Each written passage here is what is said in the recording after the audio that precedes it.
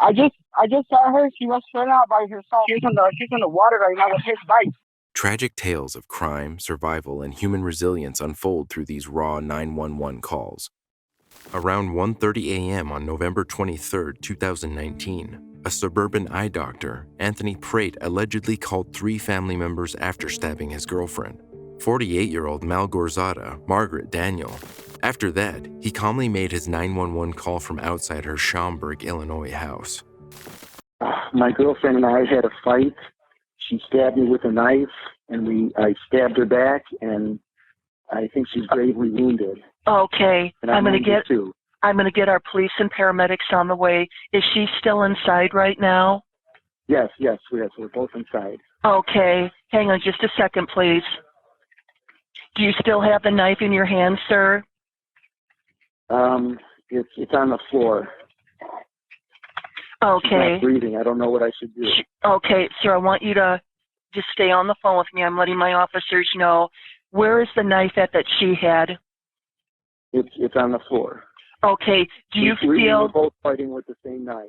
Okay, do you feel safe enough to go back inside to check on her at this point? Yeah. Okay, is there anybody else inside the house? Is it just you and her, and Yes. that's it? Is that correct? Yes. Okay, I'm back inside. Okay, I want you to tell me if she's awake. She's not. Okay, stay on the phone with me here, She sir. doesn't look good. I don't know what I should do for her. Okay, we're gonna walk through this and try to help her until the police and paramedics get there. Okay, just stay on the phone with me here. How old is she, sir? 48. Okay, hang on just a second here. Should I do CPR? Should I try CPR? Okay, so we're gonna walk through this. Hang on just a moment here with me. Is she breathing? I do not think so. Okay. There's a lot of blood. Okay. Is she breathing? I don't think so. Should I do CPR? Okay. Okay, hang on just a... Okay, I want you to stay on the phone here. So we're good. I've got injuries to my hands and my arms, but I could do CPR. Should I? Okay, sir, I want you to... Okay, sir, listen to me. We have the police and paramedics, like I said, on the way to help you. I want you to stay on the phone with me. Hang on just a moment here. We're going to start CPR, but I'm letting my police and paramedics know. Just stay on the phone here with me, okay? Daniel lived at the 300th block of Arbor Glen Boulevard with her 2 adult children. She was a nurse anesthetist at St. Alexius Medical Center in Hoffman Estates. When authorities arrived, the mother was dead inside. The 48-year-old was found lying on her back in the kitchen with a knife in her right hand. She was still bleeding but was not breathing and had no pulse. Officers unsuccessfully tried to resuscitate her with CPR and requested that Schaumburg paramedics be expedited to the scene. Sadly, Margaret Daniel was pronounced dead on arrival. Meanwhile, the 55-year-old eye doctor from Algonquin was treated for cuts. The couple met on the online dating site Match.com about 4 months before her death. According to the victim's friends, Daniel had spoken about breaking up with him just weeks before. At a work party the November prior, Prate told friends and colleagues about how much he loved her, saying she was the one. He also claimed she was the first woman he had dated since the death of his wife.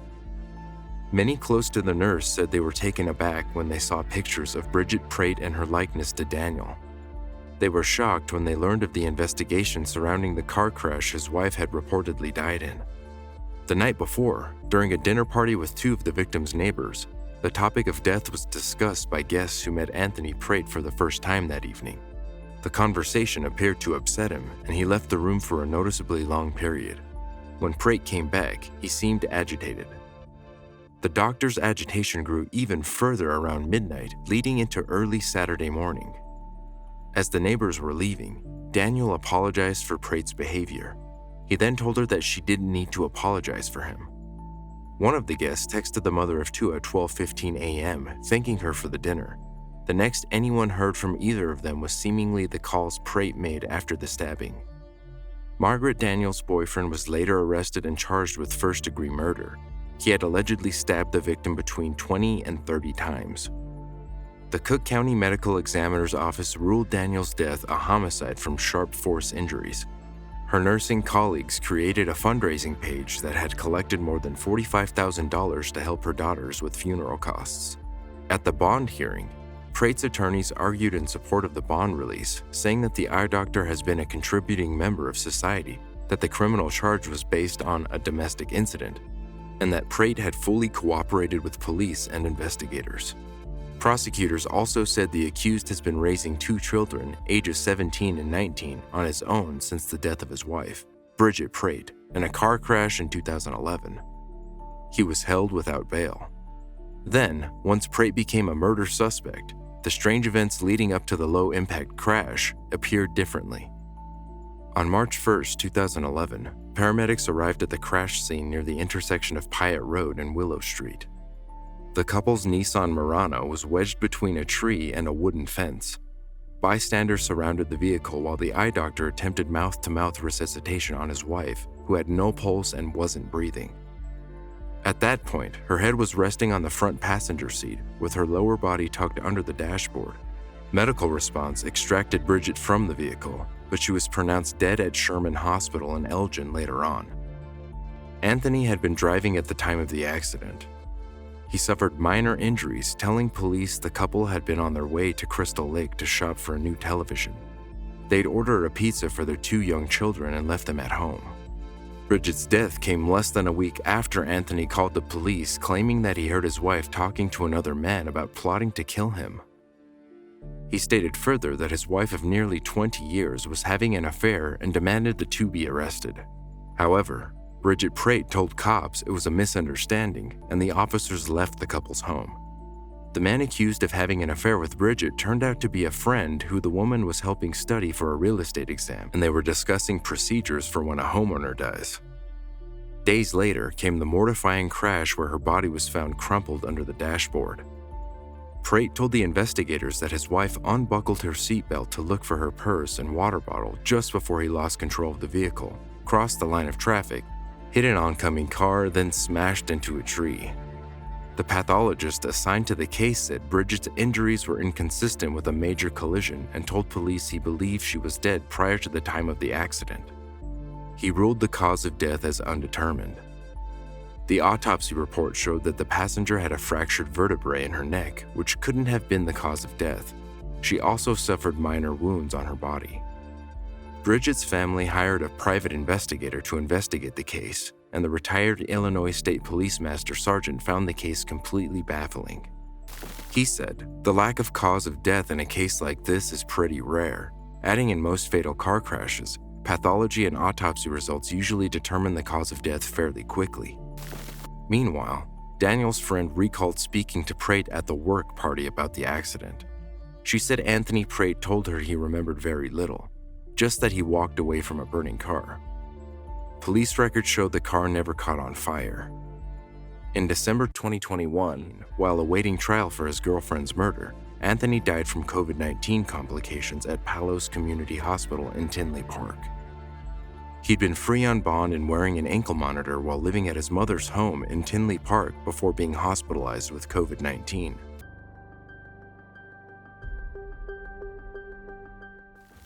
A 24-year-old father and husband was impaled by a fence pole when he lost control of his truck and crashed while driving in Montgomery County.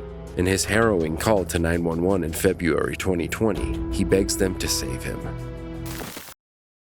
On the Cedar Road or the main freeway, sir? The location of 175. This is Walker County with a transfer. He's going to be 75. He's going to be right by the RV place. RV place or the trailer place. Yeah. He's been in a major accident. Okay, sir, stay on the line. I'm connecting the ambulance. Yes. Go up in my lower right side. Give me 1 second, sir. Take a deep breath. So we're connecting the ambulance. Fire ambulance. That's over the transfer. Caller, what's the location of the emergency? 75. Walker County's on the phone. He's going to be at 75 South or 75 right by the trailer place. I'm going to need to be cut out. Okay. The jog of life. Okay, what's the phone number that you're calling from? That's what I showed, sir. What's your name? Jake. Okay, Jake, tell me exactly what happened. I got a pole through my chest. Just hurry. Okay, tell me exactly what happened. I got in a car accident. But deer ran out in front of me. That's word.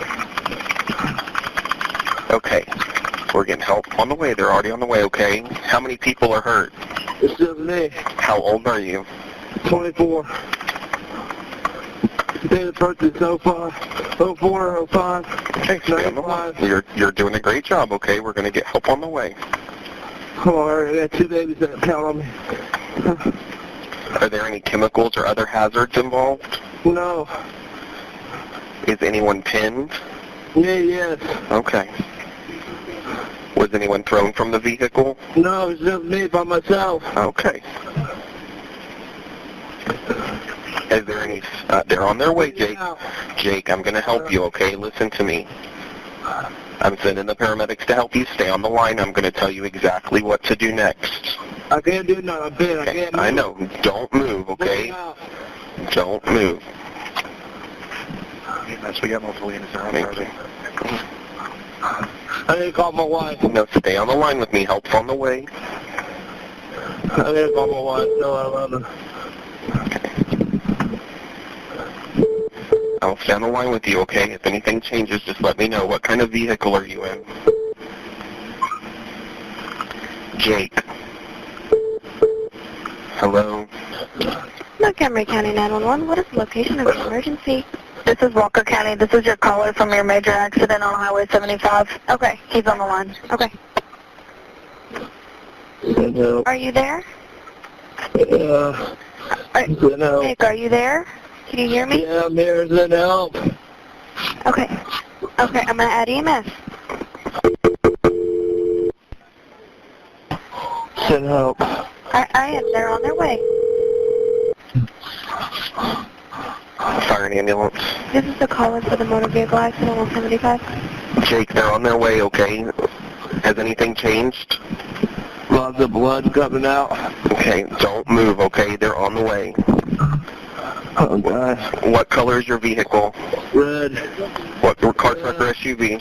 Right here. Just got There's me somebody out. there. I can hear him. Don't move, Jake. Save me. Save me, please. I got babies. Don't move, okay? They're gonna help you. All the way through my chest.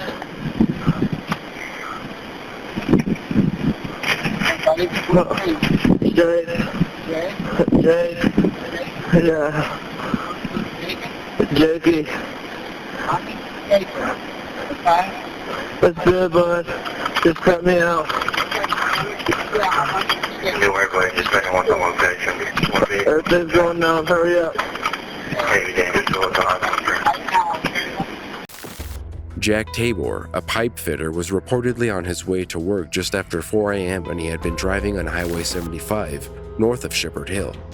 He allegedly saw a deer in the road and swerved to avoid hitting it, but instead crashed into a nearby fence outside of a trailer sales company after losing control of his red Chevrolet pickup.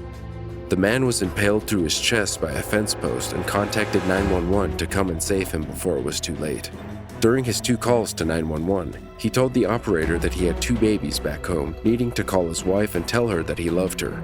He described feeling everything going numb and told the dispatcher that he would need to be cut out. Firefighters from North Montgomery County Fire and New Waverly were the first to respond to the scene, finding the pickup tangled with the fence and a 2-inch fence post through the man's chest. It took the firefighters 30 minutes to cut the pole and carefully free Tabor from his vehicle. Paramedics rushed to his aid and he was taken to Conroe Regional Hospital and underwent several surgeries to repair the damage done by the fence pole, which impaled his liver, bruised his lungs, and substantially injured his ribcage. According to doctors, he was in stable condition, but he could take weeks to recover fully. According to North Montgomery County Fire Department Battalion Chief Bill Dirks, Tabor is very lucky to be alive.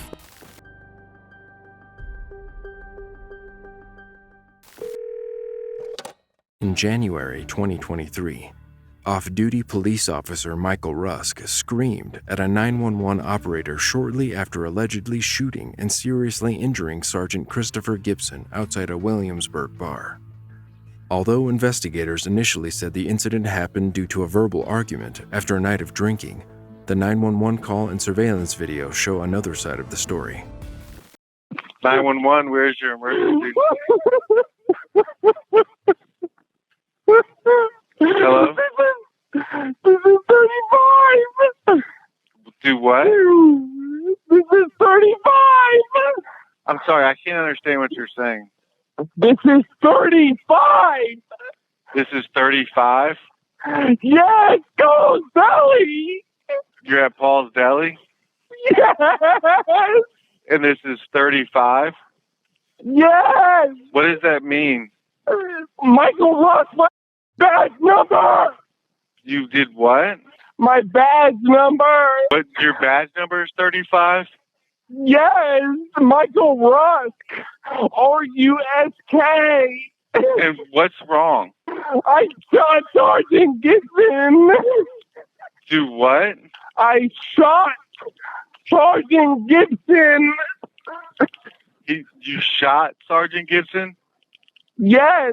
How did you do that? Let me see, Sergeant Gibson. I pulled a gun on him because he was advancing on me. And you're in Paul's Deli? Yes, in the city of Williamsburg. Is he breathing? He just fell out. I'm Okay. trying. Okay, where did you shoot him? I shot him in his right arm. You shot him in his arm? Yes. And you're inside? Okay, I need you to take a deep breath for me, okay? Is he breathing? Trying. Is he breathing? I'm trying to save his life. Okay, take a deep breath, because if he isn't, we need to start CPR. I'm trying. Where are you at in Paul's Deli? Hey, where are you at Paul's Deli? I'm trying to start CPR. Okay, where are you at? One of you all, I need you to come over here, please. One of you all, I need you to come here, please. And you're in Paul's Deli?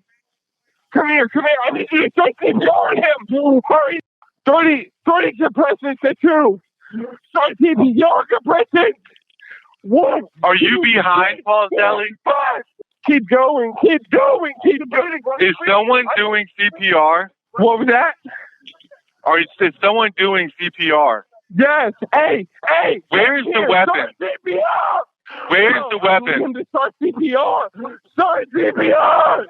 Who are you talking to? Get off here. I have a gun on me. Where? Here. You have it. Is there an officer there? CPR him. Hey. I'm a giant city officer. No, back up. Start shooting him. 1, 2, 3, 4. Are you okay, Chris? No. Start on him. Start on him, please. Start on him. Please start on him. Hey, are they doing CPR, sir? Have they started? Hey, can you tell if he's breathing? I can't tell. Do you see any Randsburg officers? Do you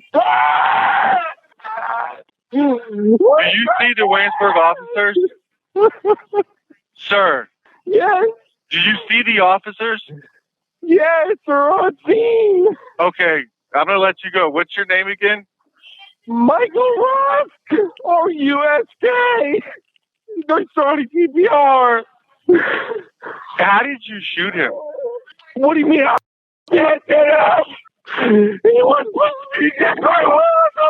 He kept going. He kept me going. I kept going. I told him this is off. He kept going. I thought he was going to me. Help me. Help. I'm with you. Okay. I know an officer here. I'm going. He's going.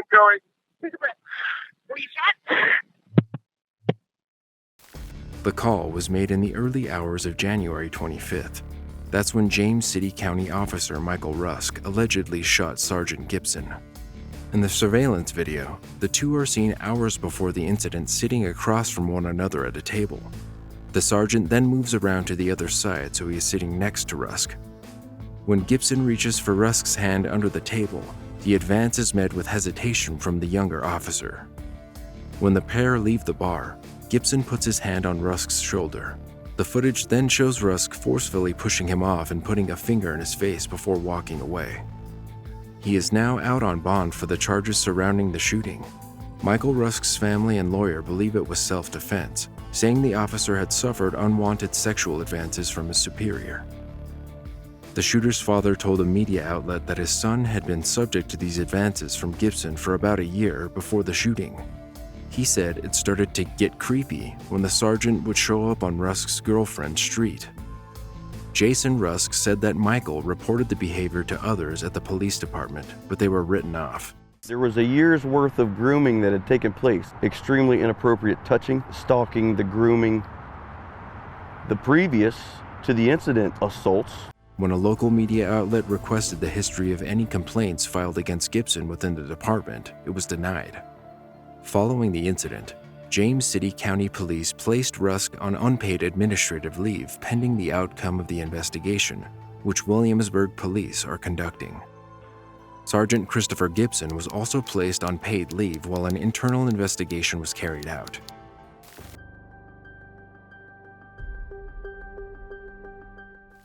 Shortly before 6 a.m. on Tuesday, the 3rd of August, 2021, in a town near Nashville, 22-year-old Smile Direct Club warehouse employee Antonio King arrived at work armed with a Glock semi-automatic pistol and began opening fire as his fellow employees made their way to and from work. When police got to the scene, the shooter was shot from multiple angles and later died in hospital.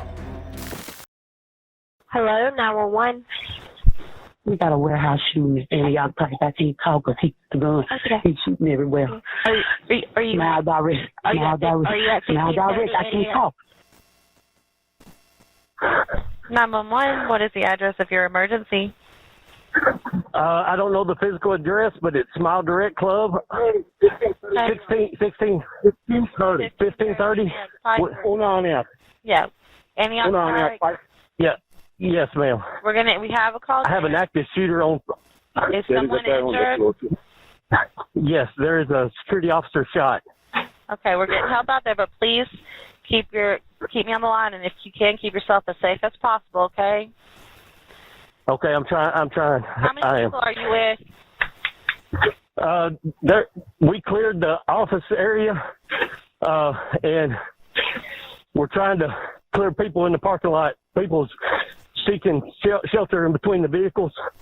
I don't have a head count, but there's a red car coming. A red car? He's still on foot, I believe. You think the suspect's in a red He's still on foot, walking. The shooter has a green shirt on and a sling pack around his shoulder, and he's walking beside the building currently, still shooting. All right, just try to keep yourself as safe as possible. Again, keep me on the line. If you can't, just keep the line open, okay? When you say he's around the building, do you know which corner? Yeah, I'm sorry, you're cutting out. Do you know which side? Right off Antioch Pike Road, the main road. Okay. So I see the cops topping the hill. Okay, just stay on the line with me until you can make contact. Just try to keep yourself safe as possible. Let me know if anything changes, okay? Yes. So he's in the grass. In the grass? Right beside the road where the cops are coming. Right by the road? Hold on one second. Yes. Right by the grass where the officers are coming by. All right, just stay on the line with me, okay? Okay. Hey, ma'am, stay. Y'all. No, don't go in. We got an active shooter. Yes, he's still on the premises. Again, just stay on the line with me, okay? Thank you so much for staying calm. Absolutely. So he's in the parking lot of the warehouse beside us now. So he's walking towards the street. East side, Smile Direct, okay? He's in the street? Okay. Do you see him with him? Yeah, he's walking down the sidewalk on the side of the road now. Sidewalk, okay. All right. Again, just keep me with you until we can see if they make contact. And what kind of, was it a handgun, long gun? Could you tell? Yes, it was a handgun. He's got multiple clips in his sling pack because he keeps replenishing bullets. I've probably heard 20 rounds. Okay. And sling. Okay. Again, just thank you for staying on the line. Let me just make sure they make contact with that suspect. Is he still walking away? Well, I think there's a police officer engaging him on the sidewalk now. Okay. All right, there, yes. The gunman was a day shift employee at the warehouse, which manufactured clear teeth aligners, and he was described by his co-workers as nice, polite, and smart. Antonio opened fire during a shift change and was seen replenishing bullets and firing around 20 rounds. He managed to hit 3 employees, security guards Johnny Harden and Carlton Watson, and manager Thomas Abbott.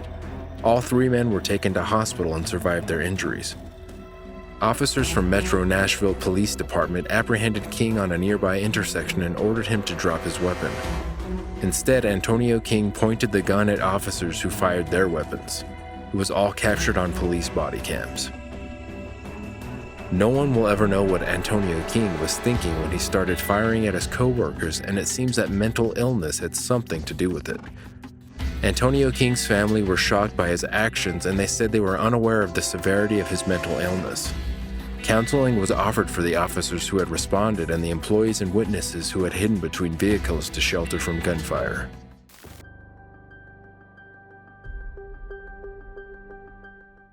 On October 15, 2018, 69-year-old Edwin Smith called 911 to request that an ambulance be sent to his house after he got caught by the tripwire he set for intruders in his Cleveland County home with home address 124 Blevins Drive off Stony Point Road outside Shelby. Cleveland County 911. Send an ambulance over to 124. I blew my arm off. 124 what? Please hurry. I'm going to die. Okay, well, how did this happen, sir?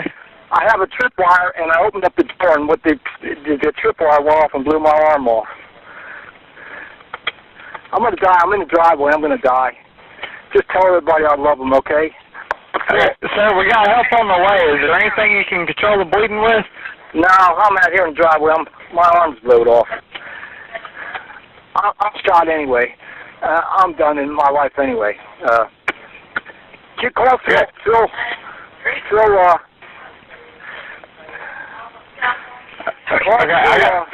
Summit, the junkyard. Sir, I got help on the way. How old are you? I'm 69. You please hurry. I'm dying. I'm out in the driveway. Sir, we've got help on the way. Just stay on the line with me. All right. What's your phone number, sir? Man, this is terrible. Good. I'm fading, buddy. I'm going inside. Oh, man. Okay, is there a towel you can put over it, sir? No, I'm trying to do it, but just, please hurry. Yeah, they're on their way, sir. Just stay on the line with me, okay? All right, I'm going to try and get a towel around it. Okay, is your door unlocked? Man. Is your door unlocked? Yeah, I'm here. Yeah, it's unlocked. According to investigators, Smith had set up a shotgun at his back door and a signpost to prevent intruders from trespassing. The old man had gone outside to feed some squirrels, and after he was done, he went in through the back door. In an unfortunate twist, the gun fired as he opened the door, and a bullet hit him in his right arm. He then called 911, explaining the incident to them, saying he would die and that if that happened, they should let everyone know that he loved them. He was, however, reassured by the dispatchers who were able to send help immediately. According to the police, the first deputy who arrived had used a tactical tourniquet on his arm. When asked about the incident, Cleveland County Sheriff's other deputies said they didn't know if the gun malfunctioned or if Smith forgot that he had a tripwire. The 69-year-old was immediately taken to Atrium Health in Shelby. First responders then searched his house to ensure that he didn't have another tripwire installed elsewhere.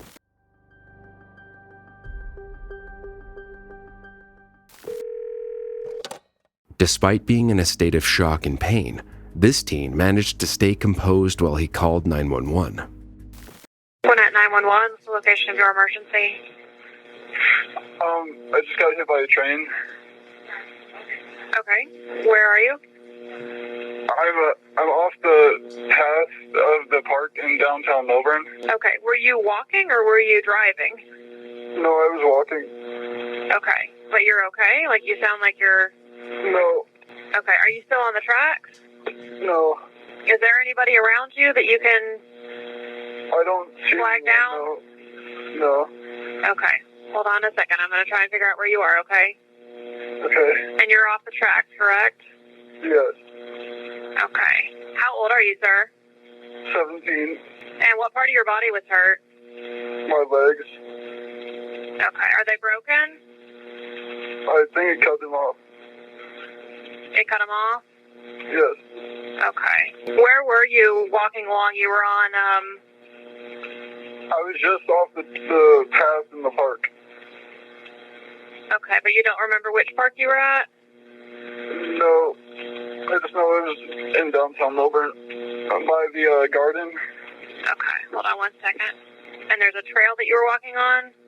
Yes, and then I went off it. Onto the tracks? Yes. Okay. You weren't trying to hurt yourself, were you? No. Okay. How were you approaching the tracks when it happened? Were you just walking up to it, or? Yes, I was just walking up to it. Okay. Did you sit on the tracks, or? No, I fell under it. Okay. Almost. Okay. 17-year-old Jacob Ohl was engrossed in his music, listening through his earbuds as he strolled along the train tracks in Lilburn. Though he had a sense that a train was nearby, he didn't hear it approaching. On March 2nd, 2017, the Georgia teen's life took a devastating turn within minutes as a CSX train struck him from behind. The impact was devastating. Jacob had lost both his legs. Paramedics swiftly arrived at the scene and immediately applied tourniquets, potentially saving his life. The aftermath saw Jacob endure a 2-month hospital stay as he underwent extensive medical treatment.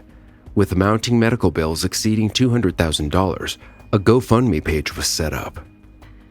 As Jacob began the healing process, he made progress toward regaining mobility with the support of physical therapists and prosthetics teams.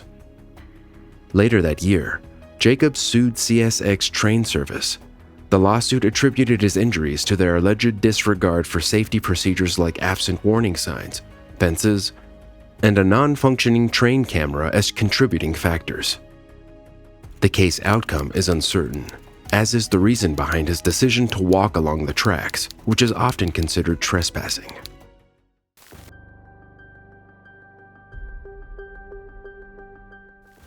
Phoenix City worker Carla Corona was stripped naked to his shoes and mauled to near death by 2 American bulldogs in November 2008.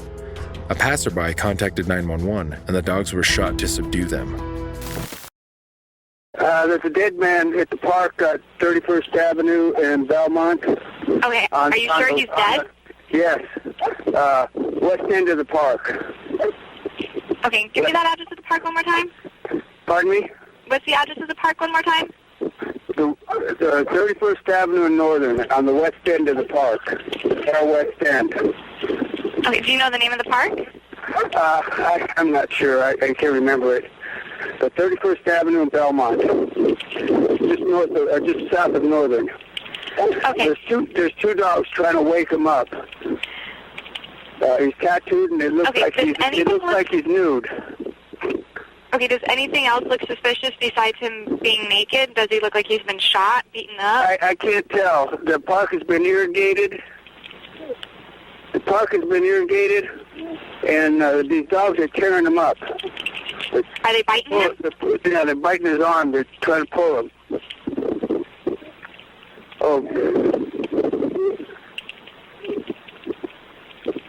I think he's alive, but we need to get somebody over here right away. Okay, I'm going to get officers rolling. Don't hang up with me. Okay. Does he have any clothing on whatsoever? No, just shoes. It looks like his clothes is scattered around or something scattered around. I can't tell because of the water. Does he look like he's still kind of out of it? Yeah, he's yelling now because the dogs are got his arm all torn up. I don't have my gun or I'd shoot the dogs right now. They've got his arm shredded.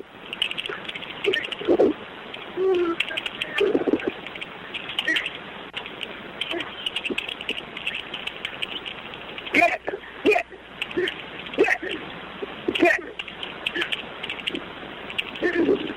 Okay, do they look like pit bulls or? They're pit bulls. And they've got his arm, his arm is shredded to the bone, and they're just tearing him up. Okay. I've got officers going. Okay, don't hang up with me. Okay. Are people trying to scare the dogs off? Pardon me? Are other people trying to scare the dogs off? Yeah, there's a cab driver trying to scare the dogs off. But they're not leaving?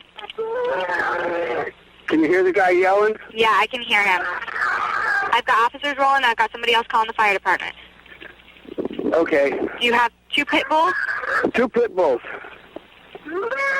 And it looks like 2 females, maybe. Dogs! Hey! Get!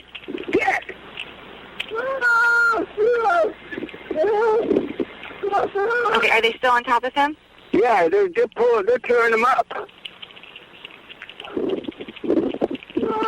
His arm is shredded to the bone. They're driving there as fast as they can, sir. Okay, I'm showing that they're arriving at the park. Do you see them?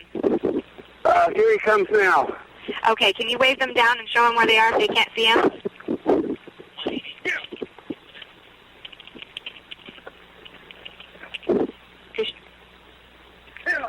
Okay. Okay. What is your name? Sam Nasser. Shoot those dogs.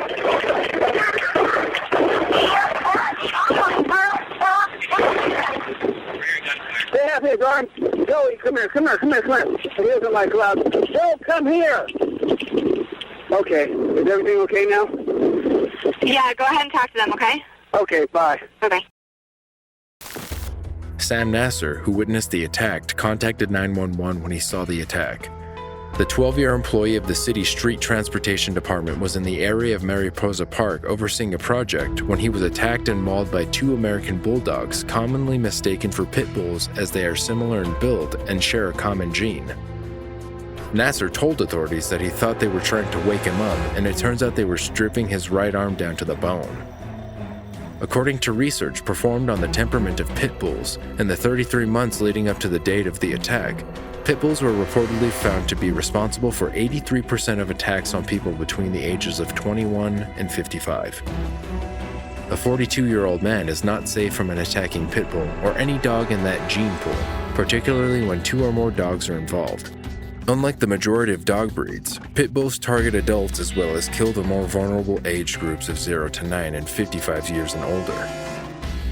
Phoenix police responded to the call and reported to the scene, fatally shooting the dogs to subdue them. An investigation later revealed that the dogs, 1 male and 1 female, had escaped from a backyard through an unlocked gate and ran across the street where they attacked Corona. Upon finding the lifeless-looking body, police at first believed that he was dead. They rushed the victim, later identified as 42-year-old Carl Corona, to John C. Lincoln Hospital in critical condition. He recovered with serious injury to his arms.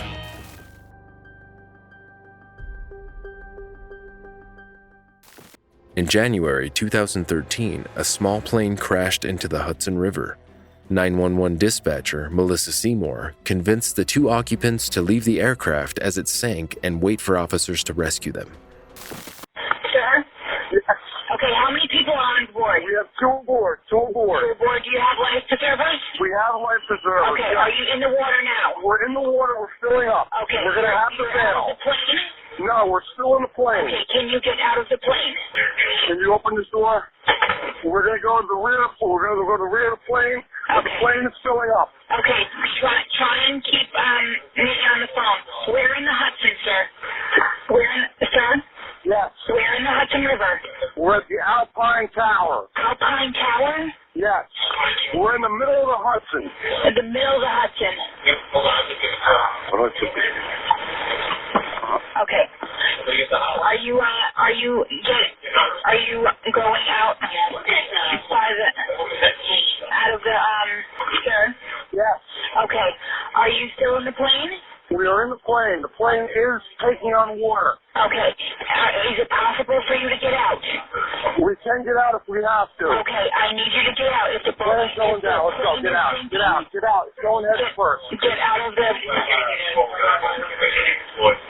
Okay. All right, the plane is definitely, we're going down. Okay. We're going down. Okay, sir. Yes. I need you to get out of the plane and let me know when you're out. All right, I'm out of the plane. Okay, where's your... I'm going to lose you. I'm going to lose you. Okay, the water's freezing. Sir? The water's freezing. I know, I understand that, but I need you to get out of the plane so you're not trapped in the plane. All right, we're out. Okay, you both are out. I'm not going to make it to shore. I'm sorry? I'm not going to make it to shore. Okay, we have an officer en route and we have a boat en route. Okay, I'm going to lose you. Okay, can you stay on the phone with me? Sir? Sir? Sir? I lost him. Yeah, he's gone. Yeah, they're out of the plane. They're in the water. They have life preservers. Yes, they do. Okay, thank you. Okay. Emergency dispatcher Melissa Seymour answered a 911 call made by the pilot of a small plane that had just crashed into the Hudson River north of New York City. She quickly managed to calm the caller and convinced the two victims of the crash to find their way out of the sinking plane. She assured them a boat was en route and then lost contact. The pilot, 39-year-old Denise DePriester, and the passenger, 43-year-old Christopher Smith, were able to get out of the plane shortly after it completely sank. They were rescued from the water about 20 minutes later by off-duty Yonkers police officers, a retired detective, and EMS responders using a boat from the Hudson River pilot house. Smith had been reportedly taking flying lessons from DePriester for about a year before the crash. An investigation was opened to determine what caused the crash. DePriester and Smith were both treated for hypothermia at Jacobi Medical Center in the Bronx, and doctors said they were in stable condition. County officials have hailed Seymour for her quick and life-saving thinking. I will tell you this, she did the best. Smith later told reporters about Seymour, to which DePriester added, "I'm fine, she did a great job."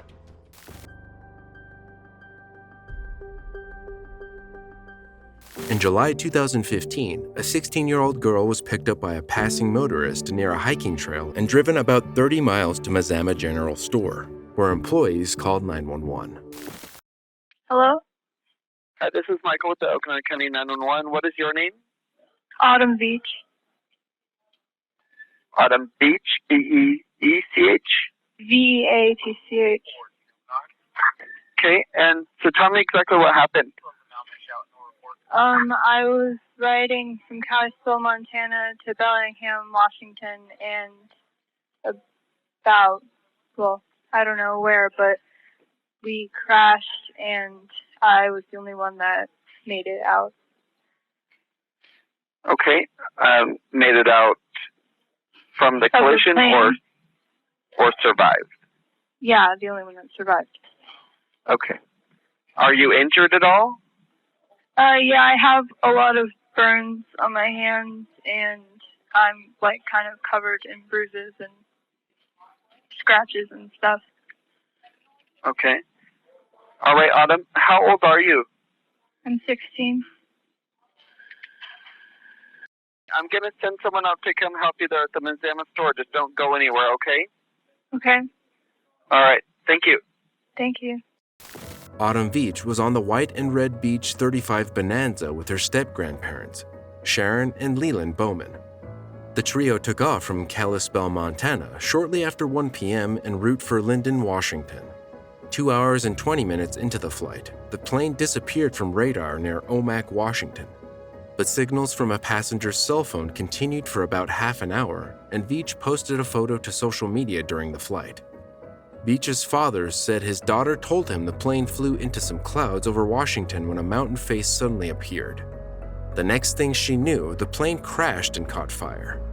When police arrived, the teen was cold and wet, believed to be a result of her crossing a river during the trek through the forest to find help. She was transported to a local hospital and treated for dehydration. The status of Veach's step-grandparents was unclear, although Veach's mother posted on Facebook that they didn't make it. Veach's injuries include non-life-threatening scrapes and bruises. The couple's remains were eventually recovered. Sadly, 3 years after her miraculous survival, Veach overdosed in early October 2018 and was in critical condition at St. Joseph's Medical Center in Bellingham. Her father, David Veach, says she never really recovered from that horrific crash. Instead, she turned to drugs for help.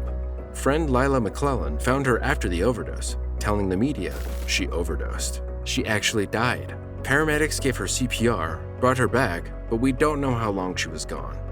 Veach spent several days in a coma and remained in critical condition. No updates on her recovery have been made public.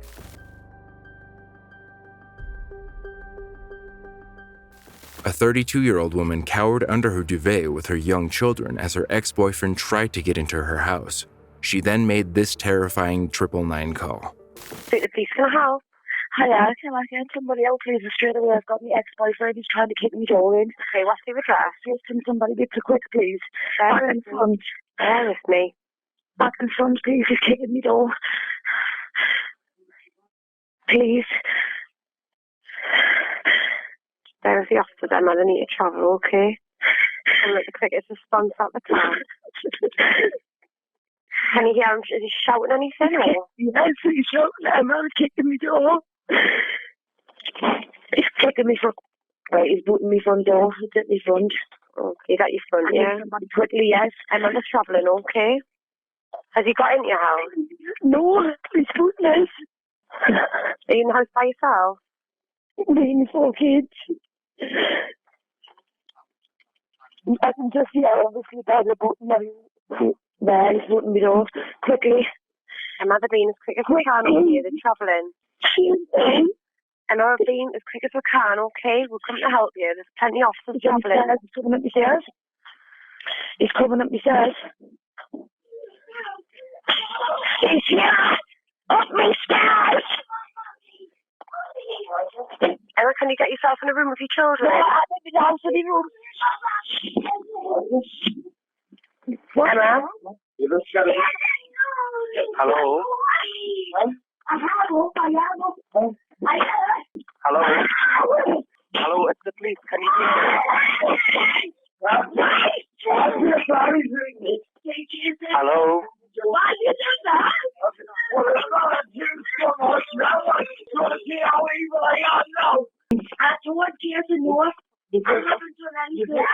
I'm sorry, I haven't done anything, Jason. I'm sorry. No. Emma, you best have I'm going to quit for me tomorrow. Right? You never have to come back. Right, I'm sorry. I'm not getting out. I get it. I'm for these kids. Right, I'll get it. Try it. I'll get it. Right.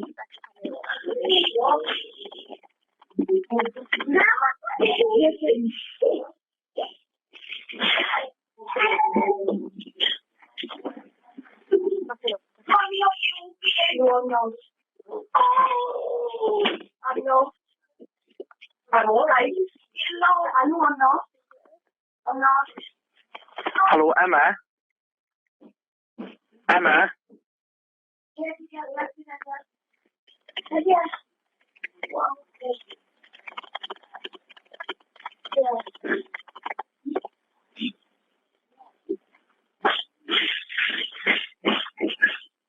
Where's everybody? Where's everybody?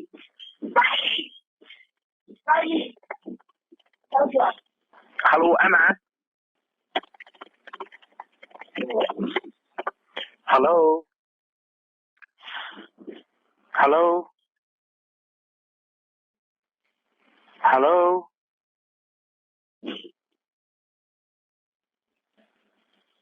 Hello?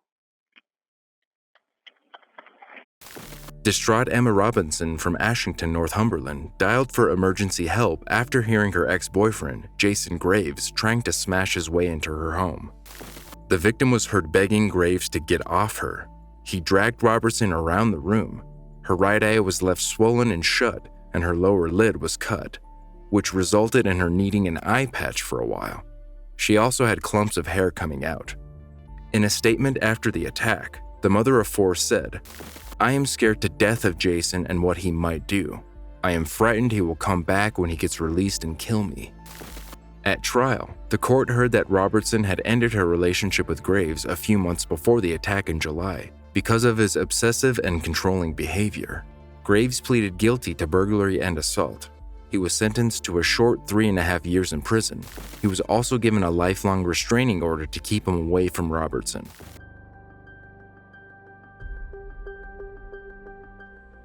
On July 12, 2021, Milan Gemeyer, accused of fatally shooting his coworker, appears to admit to the crime during a call he made to 911. 911, where's your emergency? Hello, I just saw the man. Sorry?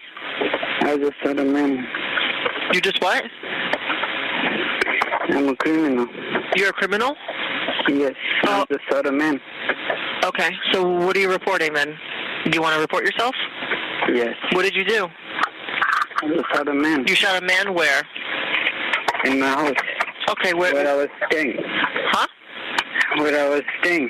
Okay, where's your house? You live in Mawa? Yes. ¿A dónde? Yes. I'm driving. You're driving? Can you drive to the police department? Well, where are you at? Is the man, sir? I don't know. I don't know your location. Do you speak Spanish? Sorry? Do you speak Spanish?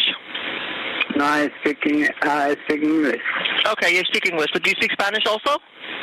No, I don't speak anything. Okay, you're driving. I speak English. I'm driving. All right, you said you shot a man. I have a gun on myself, so don't shoot me, but okay, I want to report myself. Okay, that's fine. Where's your house so that we could check on the man? Is he alive? No, I'm not at Mawa anymore. I just drove. Where is your house, sir? What's your address? Sir, what is your address? Sir, can you give me your name? I'll be at Suffering. You're in Suffering? Yes. Okay, where? Can you pull over? Yes. Okay, can you pull over and just let me know what kind of car you're in? I'm in Chrysler Children. You're in a Chrysler? What color?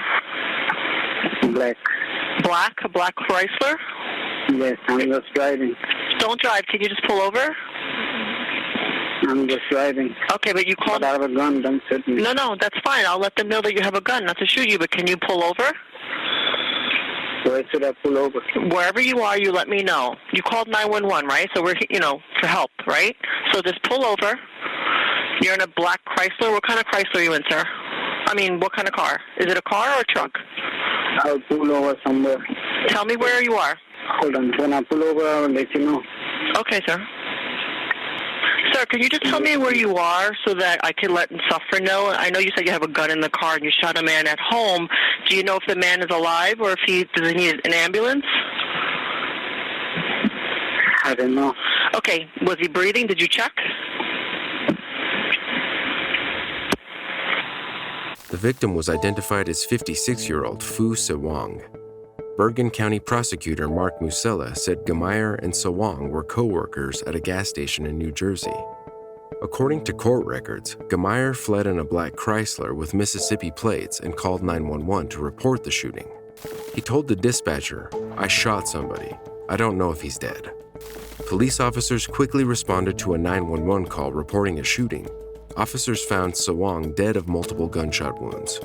The dispatcher kept Gemeyer on the line while the cell phone was pinged to several different locations in Rockland County, including Washington Avenue in Suffern and the Palisades Center Mall in West Nyack.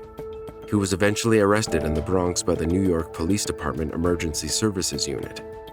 The house where Sewang was found on Avenue A is located just off Route 17 north at the exit interchange to US 202 towards Suffern, on a quiet, residential street.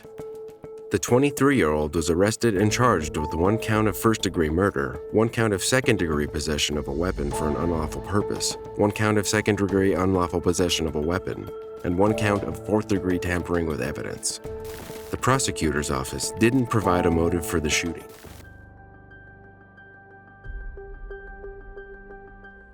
At around 8:23 p.m., officers responded to the Old Dixie Lodge to a report of a female who was not breathing. The woman's screams were reportedly ignored as her boyfriend beat her unconscious. Where is your emergency? She's not breathing. Please come here quickly. She's not breathing. Come on, quickly, come on. Sir, stop yelling at me. City and what? UN Florida. What's the nearest cross street, sir? What's the nearest what? What is the nearest cross street? Beersford and Woodland. What's the room number? How old is this person? She's like 26. Why is she not breathing? Did she take something? She was drinking alcohol. That's all that she was drinking alcohol. Is her She's chest not rising? breathing. Sir, stop What? yelling. Is her chest rising and falling? No, it's not. That's why I'm asking for y'all. Is she turning blue? Yes. Okay, are you willing to... Sir, stop yelling. Are you willing to start CPR? I've been trying. I've been bringing it to her mouth. I've been pumping your chest. Yes. Do you want to I need help. continue... Listen to me. Do you want to continue CPR? What do you want me to do? Tell me what to do. Is she lying flat on her back? Yes. Yes, she is. Okay. I need you to put one of your hands in the center of her chest between her nipples, and I need you to put your other hand directly on top of that, okay? We're going to do 30 compressions. You need to go at least 2 inches in depth, and we're going to go hard and fast, okay? We're going to do 30 compressions. I need you to count with me, okay? Okay, go. All right, 1, 2, 3, 4, 5. Count with me, sir. 6. Check for breathing, sir. Do you want to do breaths? She's not breathing.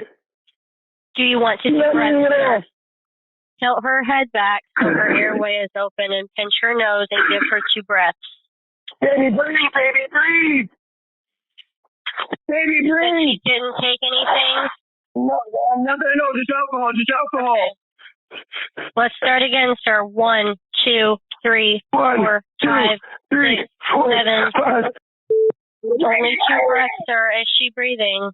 No. Oh, God. Sir, listen to me. My unit is almost there. Sir, do you want to keep doing compressions? Okay. 1, 2, go faster.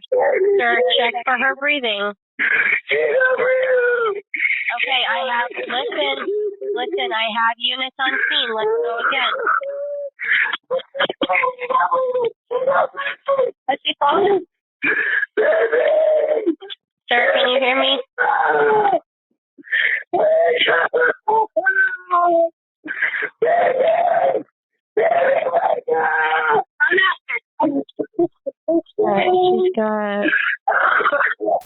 When officers arrived, it became very apparent that the victim had been brutally beaten as she had severe swelling around her eyes, nose, left ear, and a laceration to her forehead.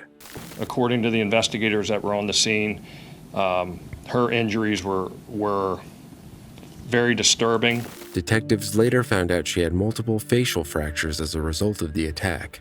The victim, identified as his 27-year-old girlfriend, Kimber Iverson, was revived and then transported to the hospital where she was put on life support. On Monday, December 9th, 2019, Iverson succumbed to her injuries. An autopsy report revealed that the cause of death resulted from blunt force injuries to the head. Further investigations revealed that the injuries Iverson suffered resulted from her live-in boyfriend, Christopher Parker.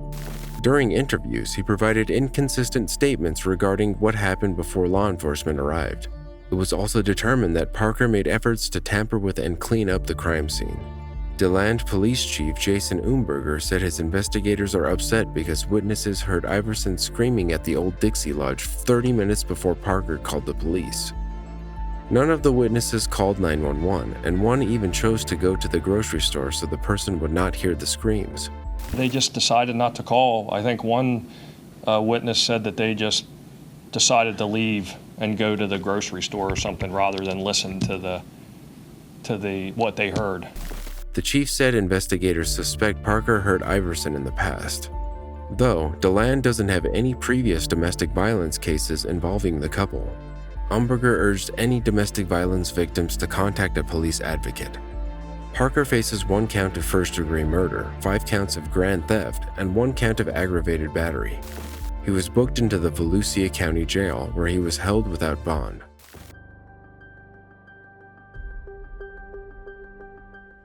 On Sunday, February 6, 2022, 79-year-old Carol Wright was riding her bicycle from the Classic Bookshop to her home just south of Belvedere Road in Palm Beach. She made the 6-mile round trip frequently. However, while Wright was walking her bike across the Royal Park Bridge, the bridge opened and she fell off it. A witness called 911. 911, where's the location of your emergency? I'm here by the bridge. I was skater with my skater, and I see one lady because the bridge it was up, and I think one lady she wasn't. I don't know how to explain it, but she fell out. I mean, I think you guys can like whatever, but it's an emergency. She's on the water right now with his bike. She's in the water? Yeah, because I think she was in the middle of the bridge when the bridge is like starting up, and I was like with my skateboard, and I saw her. When I saw her, she was straight up. I think she fell. I don't know if she's still alive, but she fell out on the floor. I don't know, it was in the water or in the floor, but it's the bridge here by Okeechobee. Okay, She's on the you're on the east side of the bridge? Yes. But please, just like, I'm going my work, so I just saw her set up, and I just do the favor to call the 911, and you guys will take care. I mean, I don't know her.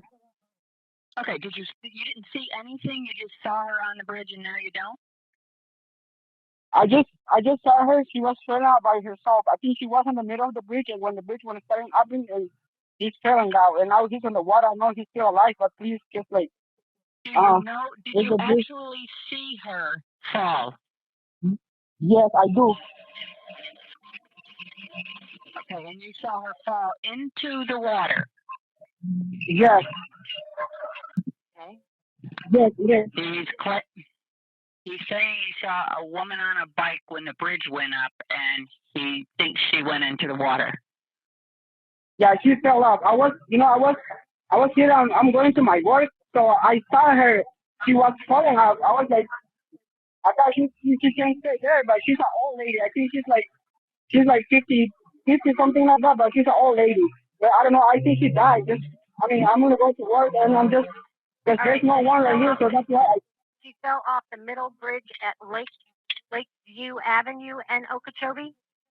Yeah, Lakeview Avenue is the correct address at the middle bridge. Lakeview. Hold on. Yeah.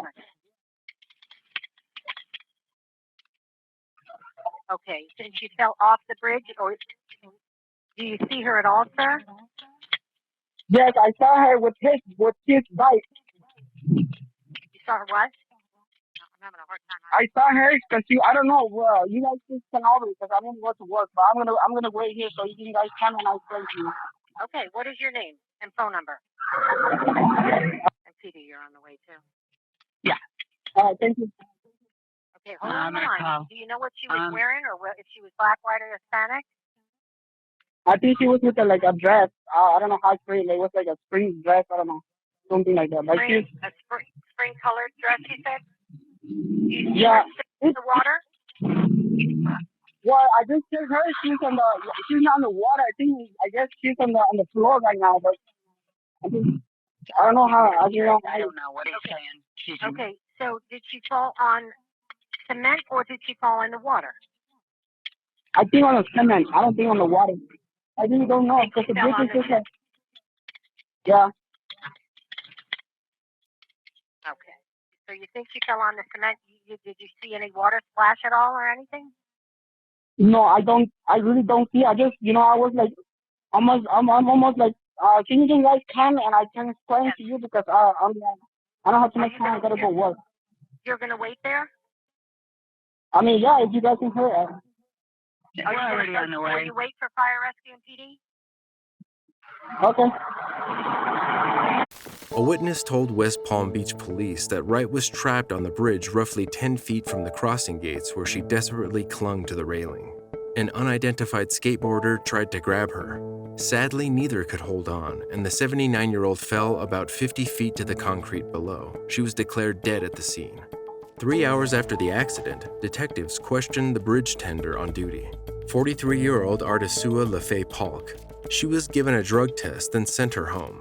In a report, her version of events was laid out. At 12:50 p.m., a boat called the bridge tender and asked her to open the span at 1 p.m.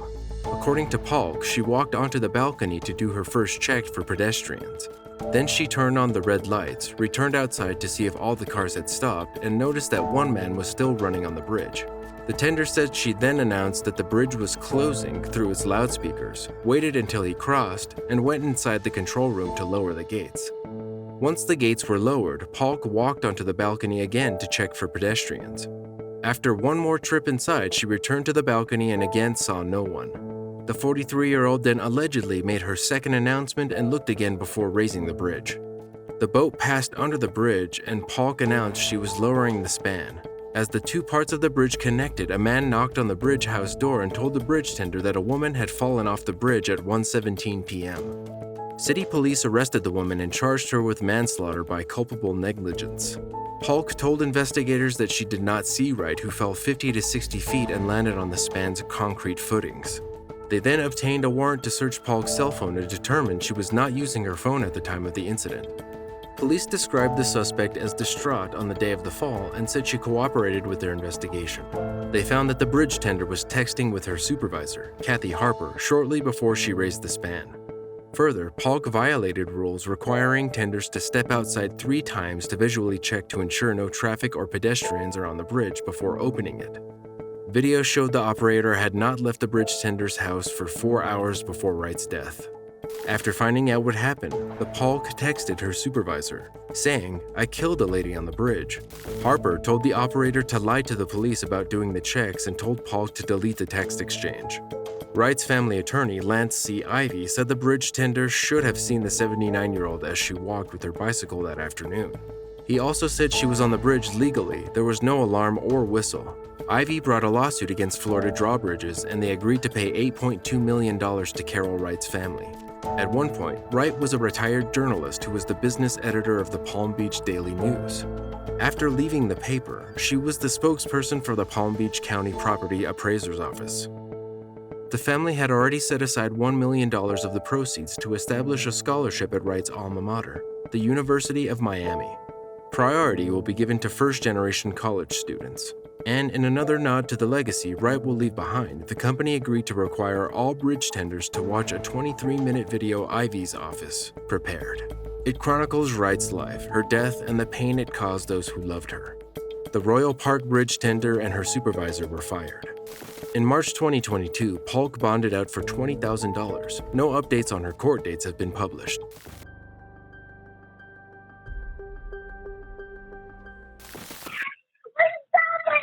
Aiken City 911, what is your emergency? Aiken City 911. 911.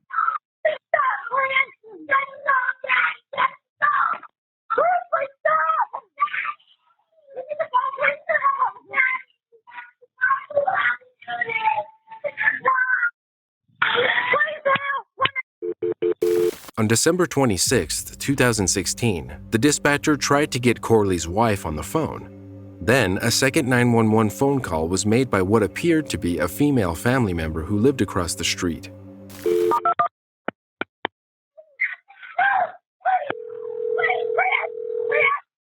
911, where's your emergency? County, this is Derek at Aiken City. I had a caller sounded like children screaming for help and begging for their father to stop. I'm pinging them in the area.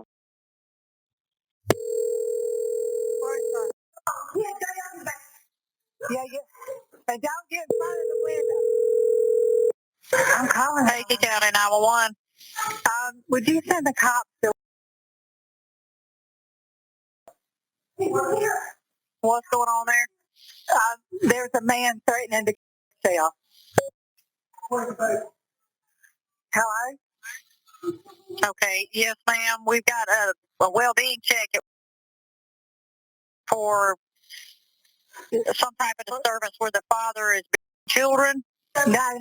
He hit his wife. Didn't he beat you? He beat his wife, and he's threatening to kill himself. Does he have any type of weapons? Pardon? Does he have any type of weapons? He has a weapon. Yes, he does. Okay. Is it a gun? Is it a knife? What does he have? It's a gun. Don't get through the window, y'all. All right. What color is that house? It's a red brick house. It sits up on a hill. All right. We're on the way. Okay. Thank you. Thank you. According to police, the altercation started after Chris Corley's wife caught him cheating. He then allegedly struck her head and face with a closed fist. Heather Corley said the man only stopped assaulting her because he heard kids screaming and noticed blood coming from her head. A police report indicates that Corley then returned to his car, pointed a handgun at his wife, told her he was going to take his life, then went into his bedroom. His wife and the children fled to a family member's house across the street. In the accused version of the events, as Heather attempted to strike him with her fist, Corley pushed her off of him, and he was scratched on the forehead. He was released from jail on a $20,000 surety bond, with the condition that he couldn't contact his wife or possess a gun. The controversial lawmaker had consistently supported gun rights in South Carolina, although he supported the state's domestic violence bill signed into law in 2015, which includes a partial gun ban. In 2020, Chris Corley was handed a 6-year suspended sentence to serve 5 years of probation after pleading guilty to first-degree domestic violence. Heather Corley pleaded for leniency, saying her husband has a diagnosis of bipolar disorder and that bad side effects from his medication contributed to the incident.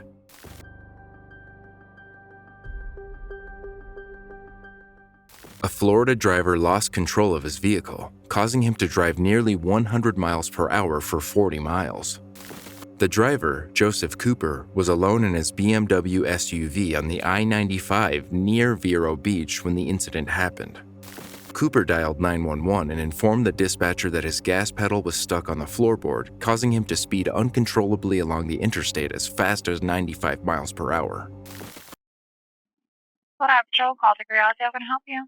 Yes, ma'am. I believe my gas pedal is stuck in my car, and I'm on the I-95. I-95 and where? 101 exit. He's going northbound. It's the sheriff's office. Okay. Martin County, do you know where on 95? He said the 101, I-95 northbound. He's going about 100 miles an hour with his gas pedal stuck. What kind of vehicle are we looking for? BMW black. What is your name? My name's Joseph. Phone number? You have no idea why it could be stuck? No, ma'am, I do not. Do you have anybody in front of you that you're able to clear past? Is it difficult? Traffic congested? Yeah, I need traffic assistance, ma'am. I got my green strobe light on. Are you able to get your vehicle in neutral? No. You have a green strobe light on? Yes, ma'am, in the front windshield. And you're not able to get the vehicle in neutral? No. Can you give me an updated mile marker, please? All right. For 1 second. Passing the rest area, 2 miles. 2 miles? Yeah, 2 miles. I just passed it. Just now you're passing it, or you're coming up to 2 miles? No, I'm coming up to the 2 miles. Is your vehicle a stick? No, it's automatic.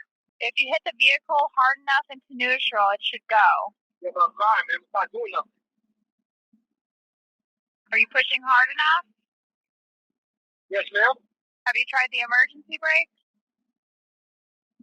Yeah, ma'am. I'm not pulling in at no 100 miles an hour, ma'am. I'm sorry.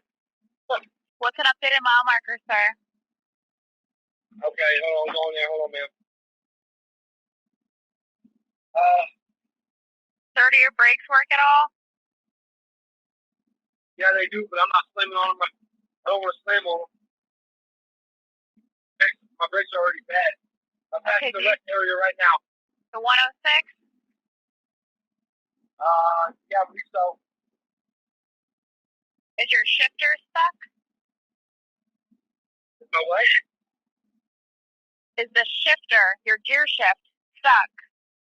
You should be able to shift it.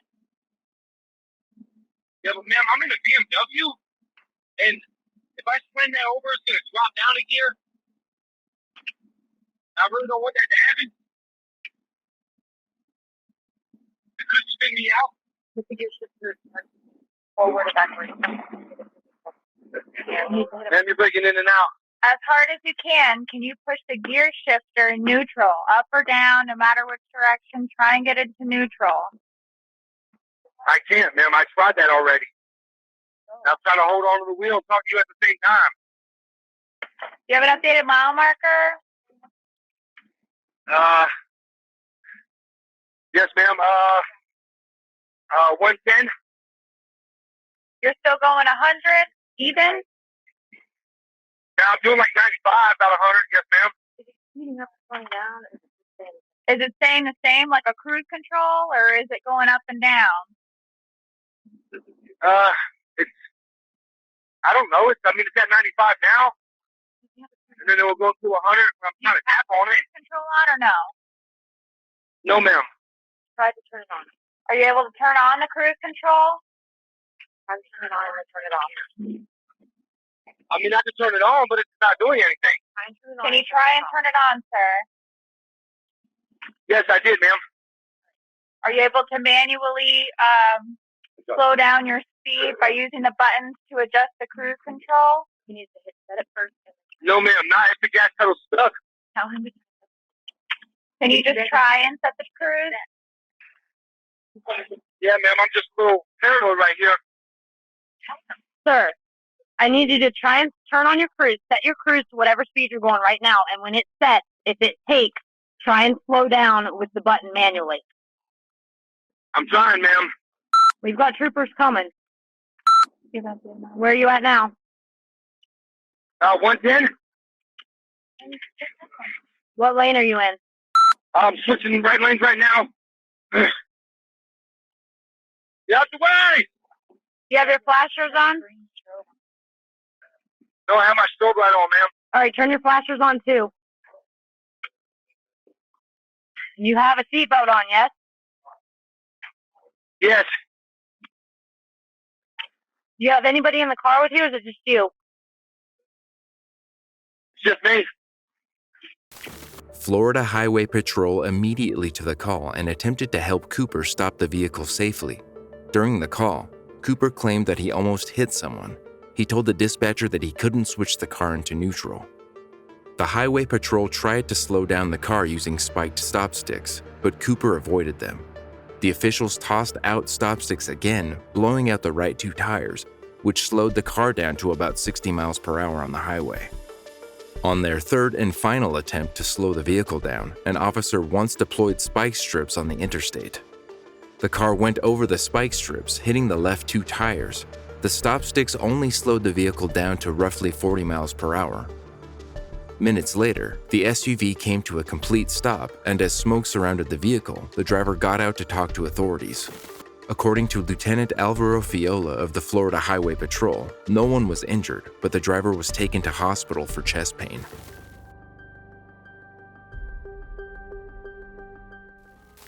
An officer-involved shooting rocked the city of San Antonio, Texas in March 2019. On this day, dispatchers received multiple 911 calls regarding a distraught woman who was possibly armed in the parking lot of a local shopping center. San Antonio Police Department Sergeant David Perry was in the vicinity when the calls came in and assigned himself to the incident. The woman in question was 26-year-old Hannah Westfall. The gun that Hannah was allegedly carrying at the time was reported to be a handheld machine gun. San Antonio 911, this is Crystal. Do you need police, fire, EMS? I think we need a police officer. There's some walking down. I'm sorry. There's a female walking down the street on Heavener and Heavener and Vance Jackson. She's going down Vance Jackson right here by Walgreens. She's got a pink shirt on with some big old sweatpants with like a machine gun in her back pants, or I don't know what that is, a Uzi. And she's just walking around like across the street from the school. Across the street from Williams. Does she have it in a bag? No, she has it in her back pants. Like you know when you put a gun so in the back of your pack. Is it a long gun or a handgun? No, it's like a machine gun or some kind of. So is it long? Yeah. Well, okay. I can only see the handle. What color is it? It's black. It's a gun. It's a machine gun or something like so. But yeah, and she was in the store. I was just in the store, and we seen her, me and the guy at the store. And I didn't see what she had in her back, and I'm like, what the heck? So yeah, I think somebody needs to come in and walk. She's walking actually down Heavener right now. She's going. Where am I? She's going southwest on Heavener. South on Heavener? Yeah, from Vance Jackson. She's walking. I guess it's south. Okay, she's black, white, gray sweat. I'm sorry? Is she black, white, or Hispanic? No, she's a white girl. Long hair, cut off, pink shirt. You said blonde hair? Yeah. Yeah, you guys need to get a cop over here. At least check her out, see if it's fake. Hopefully it'll be fake. And she's walking? Yeah, she's walking right now down here. Okay, so pink shirt, like a pink crop top shirt? Yep, it's a pink, what is it? Like a, crop top. There you go. Okay. With huge gray sweatpants. Like gray sweatpants? Okay. Yep, and she's got like long blonde, dirty blonde hair, and she's got like some type of big old, like a machine gun or Uzi in her back. All right. And would you like to be contacted, or are you just reporting? No, I'm just reporting. I'm not right there anymore. And you but said yeah. you saw her in the Walgreens with that? No. There was a corner store. I was just in a corner store. Okay. And she walked in and she looked distraught, and like the cashier was looking at her like something was wrong, but I didn't notice she had a gun in her back pants. Okay. So yeah. All right, we'll get somebody out there. All right, cool. Okay. Appreciate it. You're welcome. Bye-bye. Mm-hmm. When Sergeant Perry arrived at the scene and located Hannah Westfall, he approached her and gave standard commands. It was reported that at that moment, Hannah slowly turned around, drew the gun, and pointed it at the officer. This is when the sergeant opened fire, striking the 26-year-old woman multiple times. Dashcam footage from the incident was later released and told a slightly different tale of the events. The footage shows that when Hannah turned, she, in fact, did not have the alleged weapons in her hand. When she was shot and fell to the ground, the weapon she was carrying came out of the back waistband of her sweatpants. The weapon in question was later determined to be a replica Uzi BB gun, but was considered to be indistinguishable from an actual functioning handheld machine gun. The family of Hannah Westfall sought a wrongful death settlement from the city, but this was rejected by city attorneys. They decided that based on the information that the officer had, his actions were considered to be reasonable. Witnesses who interacted with Westfall shortly before her death or saw her interaction with Perry have given conflicting accounts of her behavior that evening, with one describing his interaction with her as polite and cordial. Some of these witnesses dispute the findings in the ensuing investigation, but the findings at the time of this video stand.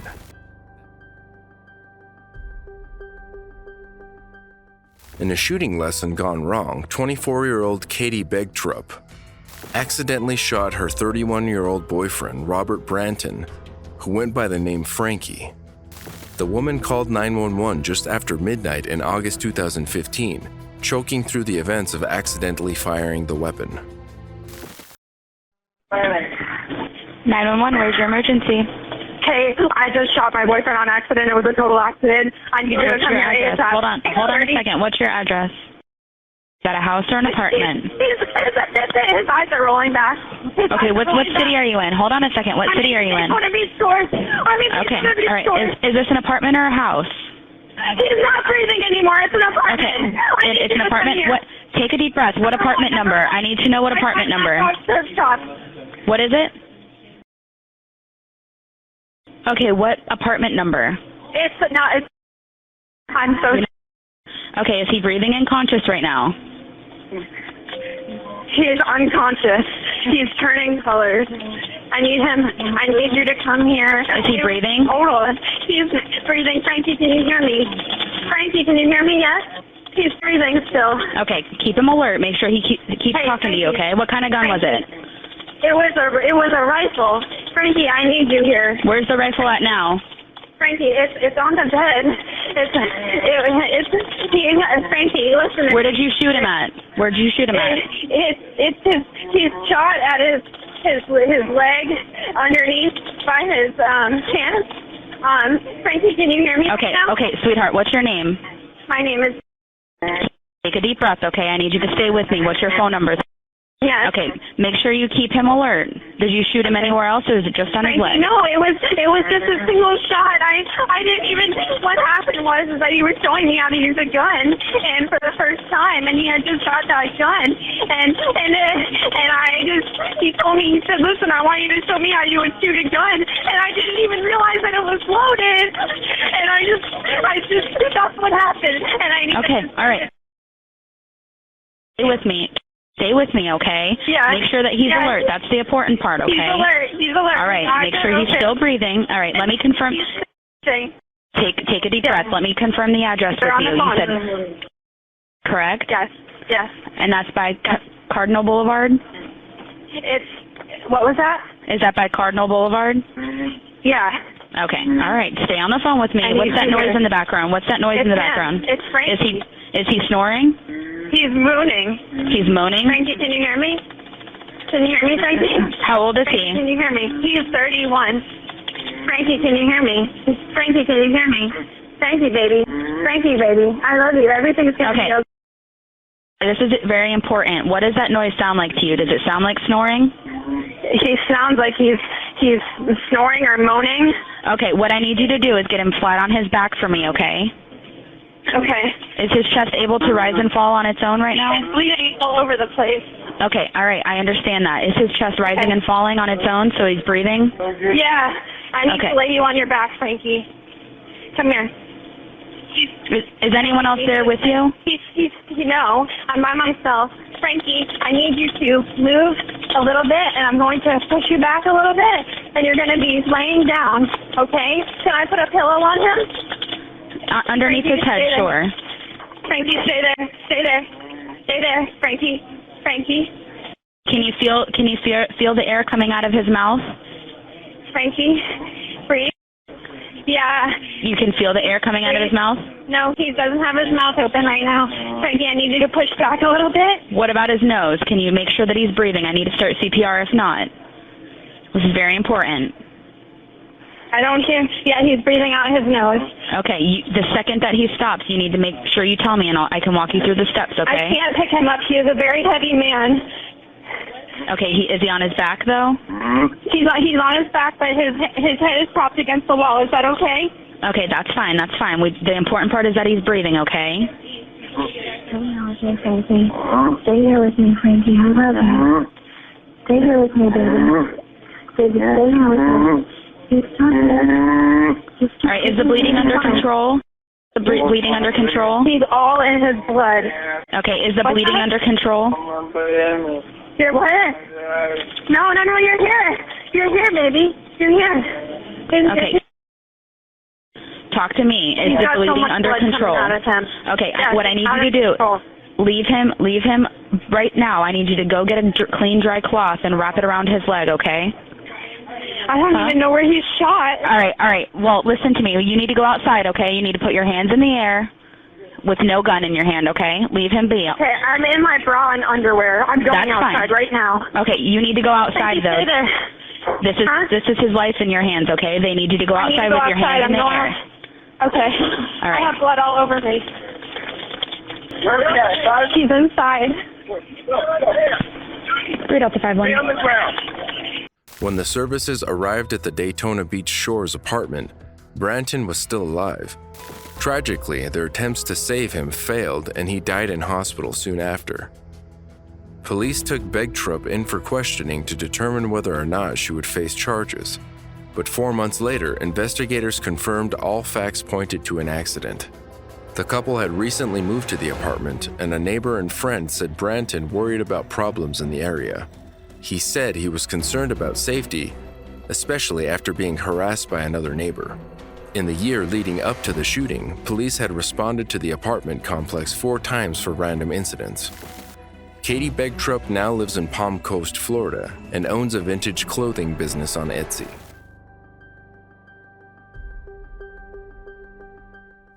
Ryan and Julie Eberly were on their way to a beach vacation on Interstate 95 in North Carolina on March 25, 2021, to celebrate their wedding anniversary when a road rage attack turned violent. That's when Eberly made this gut-wrenching 911 call. I don't know, I'm along 95 South. I can't see an exit on my marker. Some guy just shot into my car, my wife's hit. Okay, sir, I can't. You said somebody shot into your car? Shot into my car, yes. My wife is shot. She's bleeding badly. I need help now. Listen to me. I need you to take a breath, okay? I'm showing you're at mile marker 22 in the southbound lane. Are you southbound lane? Southbound lane. Please hurry. Okay, what is your name, sir? Ryan Eberly. Okay, what is your phone number in case we get disconnected, Ryan? Okay, where is your wife shot at? She's shot in the hip. I'm trying to stop the bleeding. Okay, do you have a clean, dry cloth? I don't want to hang on. Can you still hear me? Yes, I can still hear you. How old is your wife? Yes, I have a clean. Okay. Yes, I can hear you. How old is your wife? She's not responsive. Should I lay her down or? How old is she? What? How old is your wife? She's 47. Okay. Is she breathing? Yes, she's breathing, but very labored. Okay. Is she conscious? Here. Is she No, conscious? She's not conscious. She's Okay. breathing. Please hurry. Okay, listen to me. We need to get her flat on her back, okay? Is there any way that you can get her out of the car? Yes, I can. You do that for me? Stay with me, Hillary. Have you got that applying pressure? Okay. I'm applying pressure to her wound, yes. Okay. Listen to me, you're doing a really good job. I need you to try to stay under control, okay? You're doing a really good job, and we've got help coming to you. Is she talking to you? Yeah. Sir? Okay, listen to me. Listen to me. Is her chest rising and falling? Julie, please. Please, sir. Is her chest rising and falling? Yes, she's taking very, very shallow labored breaths. Keep breathing, Jolie. Keep breathing. Jolie, keep breathing. Honey, breathe. Breathe, Jolie. Is she conscious? No, she's not conscious. Okay. Keep breathing. Keep breathing, Jolie. Very, very slow and labored. Oh, my God. You're going to listen to me. You're going to do chest compressions until somebody gets there. Do you know how to do CPR? Yes, just above her sternum. How many? How many in a row? As many as you can in a row. Keep going. Just count them out loud for me. Hurry up. Okay, they're coming just as fast as they can. Keep counting out loud the CPR number. Can you count out loud for me so I can keep up with you? 26, 27, 28, 29, 30, 31, 32, 33, 34, 35, 36, 37, 38, 39, 40, 41, 42, 43, 44. Julie, come on. Okay, sir, you're doing a good job. Keep going, sir. You guys gotta hurry. Sir, they're coming just as fast as they can. I need you to continue CPR, sir. Ryan Eberly says he failed to see a car while merging lanes and accidentally cut off the other driver, pushing him to the shoulder of the road but not making contact with the vehicle. He didn't confront the driver, later identified as 29-year-old Dejuan Floyd, at all. Julie's husband says he then switched lanes to get around a slower driver and saw Floyd's Malibu driving on the shoulder of the road. The driver of the Malibu then rolled down his window and gestured at the Eberlys, and Ryan responded apologetically, then returned to the left lane. Shortly after, he noticed the vehicle tailing him before pulling up to the passenger side, again rolling his window down and firing gunshots into Eberly's car. 47-year-old Julie called out her husband's name and he asked if she was shot, to which she had answered she had been. One of the bullets had hit her in the head. Floyd sped away, taking exit 22 before crossing the bridge into Lumberton.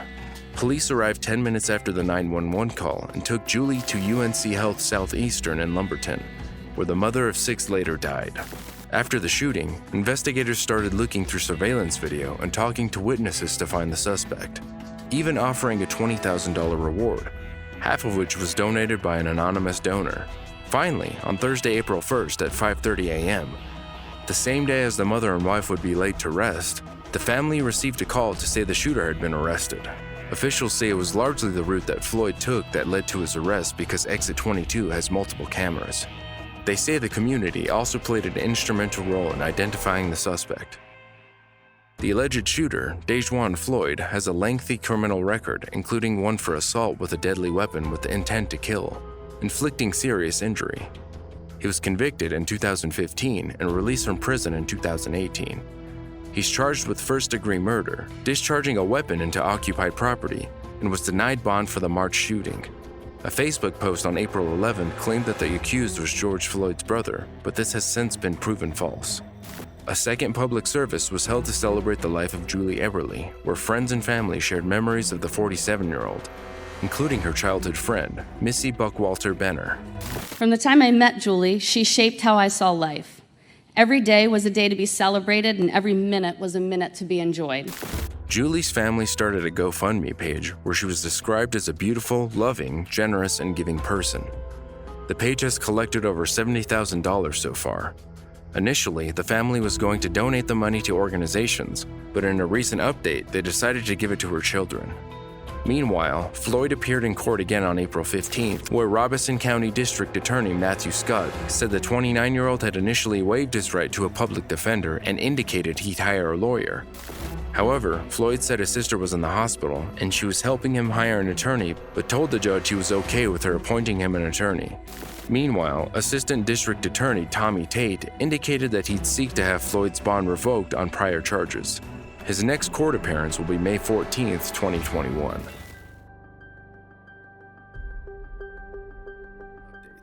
In April 2021, an unknown woman made this distress 911 call claiming that an intruder was in her home and that she did not know who he was.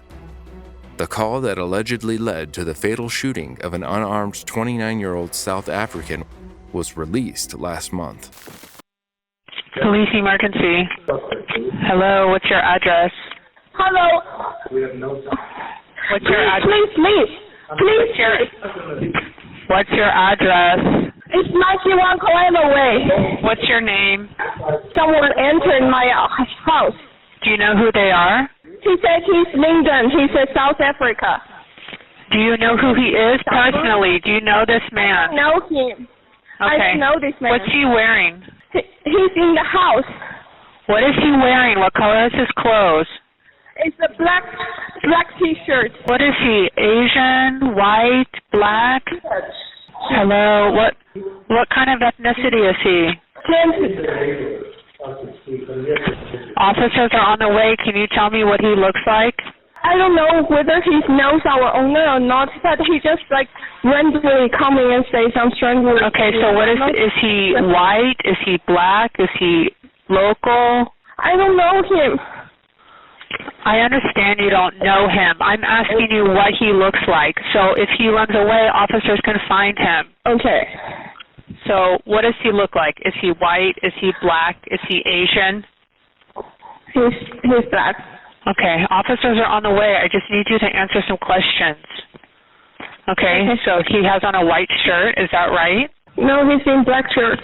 Okay, what is he wearing on the bottom? Jeans, shorts? Well, he's wearing jeans? And yes, and he's wandering in the house. Okay. Does he have any weapons in his hands, like guns, knife, bat, stick? No, he said some silver things. I don't know what he means. Okay, officers are on the way there. Just stay on the phone for a minute, okay? Okay. Is he yelling at you guys? Does he seem confused? About how old is he? How old? 30. 30? Okay. Okay, officers are on the way. Officers are on the way. They're on the way there. Okay? They're going to be there shortly, okay? Can you go outside and meet the officers? Ma'am, can you go outside and meet the officers, please? I don't know why. It's okay. Can you go outside and look for the policeman? He tried to go outside. I don't know. Okay, so he's outside now? No, he's inside, but he's close to the front door. Okay, so you can't get outside. Okay, I understand. Officers are coming, okay? They're going to be there soon. He's outside. He's outside. Okay. I think he's following us when we... He's following you think? Yeah, he's driving a car when we come to the neighborhood. Okay, so what kind of car does he have? I'm so afraid to go outside to check. It's okay. You You don't have to go outside if you don't feel safe doing it. Do you remember what kind of car he had? Do you remember what kind of car? Car is here. He's still in the community. I think the police officer can stop him. Okay. Officers are... Okay. They're on the way. Do you remember what the car looks like? I saw other people. Okay, what car? That's him. What? That's him. He's still in the car. That's him. That's him. That's him. That's him.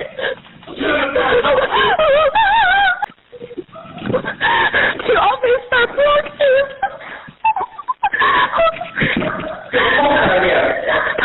The wall there. He's attacking the wall. Oh my God. Tell the supervisor I just heard shots fired. Seaside burglary. We have Hunter in the police. We hear gunshots. Does he have a gun? I don't know. It's just let's go. Because when I say two people, he's trying to move. Okay, more officers are coming to your house, okay? Should I hide in the toilet? Just hide in the bathroom. Can you lock the door? Officers are coming to your house, okay? Can you lock the door? Yeah, I'm okay. Okay, stay on the phone. Don't hang up. Okay, just stay on the phone. The officers are coming. The officers are okay, okay? Officers are okay? They're okay. Just stay there, okay? That man, he won't get away. Just stay on the phone. She said the officer's okay, so... Okay, just stay on the phone. Are you able to lock the door in the bathroom? Okay, so you're in the bathroom in your room, is that right? Okay, just stay on the phone. More officers are coming. Okay. It's gonna be okay. Officer is okay. It's under control, right? Yeah, it's okay. He's alive, so I don't think it's okay. Officers are on the way. I'm going to stay on the phone with you, okay? Are you injured? Are you doing okay? You're just scared? I'm doing okay, but I think someone here, she's in the house to run me to... If you say that again one time? Oh, okay. They're saying, can you please go outside? Okay, so I just talked to the officers. They want you to go outside. Okay? So we need you to go outside your bedroom and talk to the officer.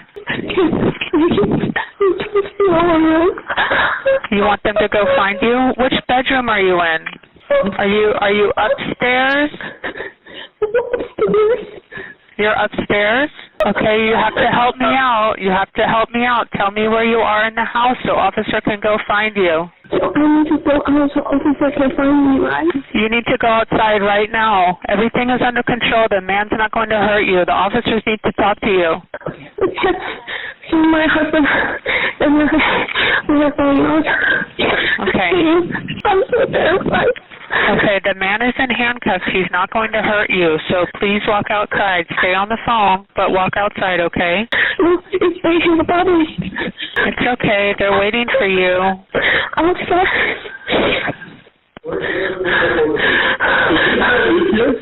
Okay, I'm going to hang up the phone, okay?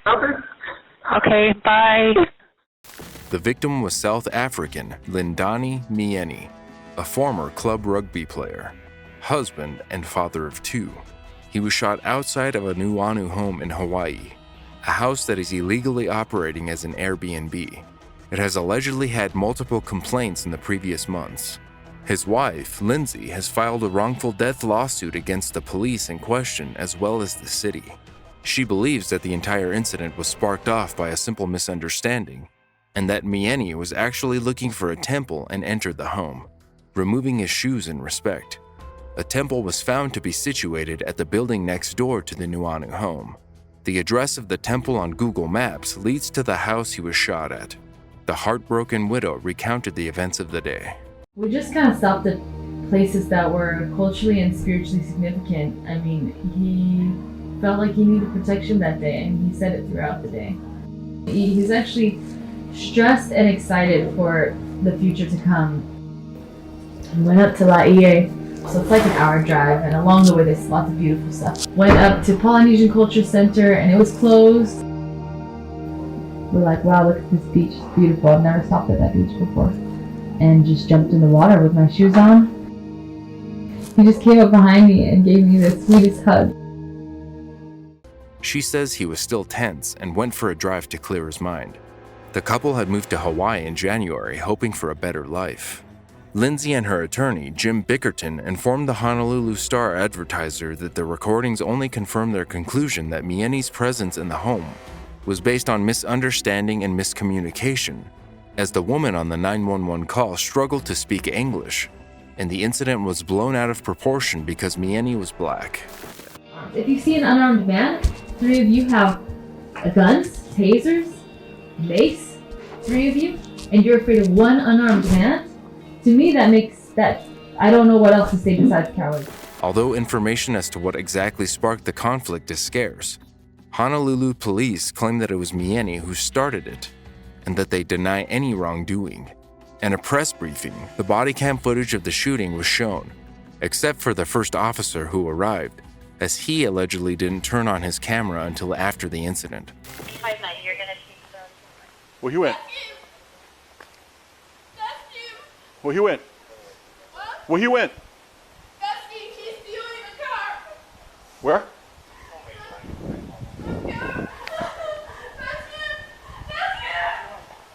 Well, he's... Get on the ground, no! Get on the ground! Get on the ground, no! Get on the ground! Get on the ground, no!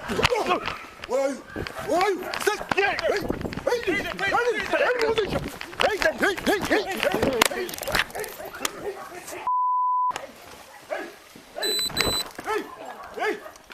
Shoot him!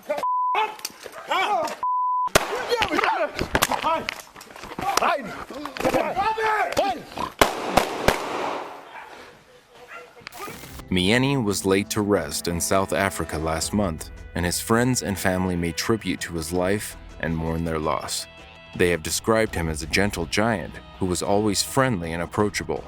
At the victim's last birthday party, he made this chilling speech. Yeah, hopefully I'll have more birthdays, but this is special, thank you. Friends have called out to US President Joe Biden, as well as former President Barack Obama, to intervene. The South African government has also joined forces with the family to get answers about the killing. In recent updates, the police have referred to Mieni as a burglar, despite there being no evidence of this. Sources suggest the CCTV footage from inside the home may be released in the future. A GoFundMe page has been created for the family.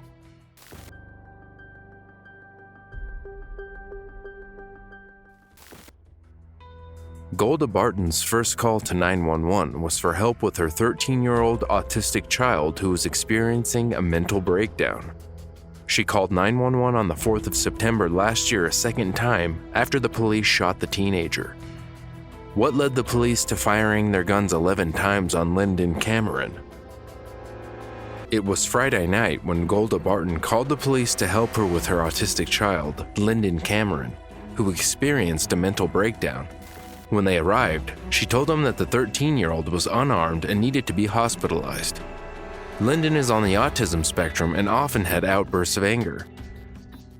Barton was told to stay outside the house while police went in. But a chase ensued when the child tried to flee.